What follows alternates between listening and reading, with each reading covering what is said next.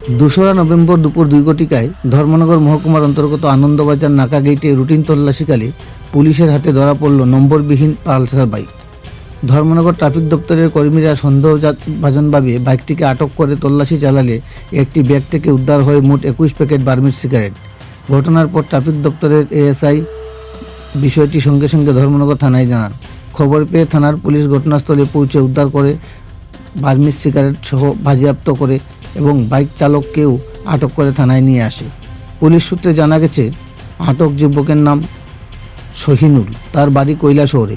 এই নিয়ে ধর্মনগর থানার পুলিশ অভিযুক্তের বিরুদ্ধে এনডিপিএস ধারায় মামলা রুজু করে পুলিশের পক্ষ থেকে জানানো হয়েছে, মাদক বিরোধী অভিযানের অংশ হিসাবে এই ধরনের ভেহিকেল চেকিং অভিযান ভবিষ্যতেও জারি থাকবে।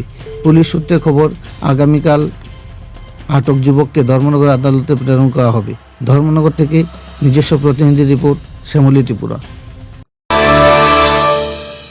আমাদের ধর্মনগর থানার আন্ডারে আনন্দবাজার নাগা পয়েন্টে এটা প্রতি মুহূর্তে একটা বিকেল চেকিং চলে। তো আজকে বিকেল চেকিং চলাকালীন আনুমানিক 2টার সময় আমরা একটা নাম্বারলেস একটা পালসার মোটর বাইক পাই।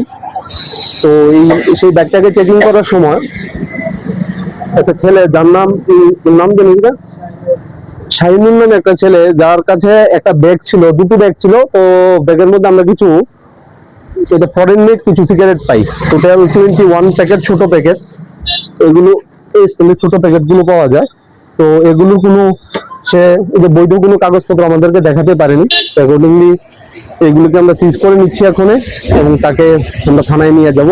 বাকিটা কালকে আমরা কোর্ট প্রসিডিউর যা কিছু আছে আইন মোতাবেক আমরা করবো।